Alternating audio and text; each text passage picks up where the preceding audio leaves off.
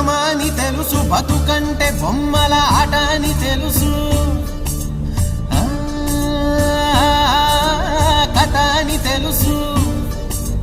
కథ అని తెలుసు, కథలన్నీ కంచికే చేరునని తెలుసు,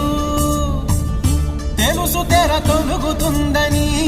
తెలుసు తెల్లారుతుందని, తెలుసు ఈ కట్టె పుట్టుకుమంటదని,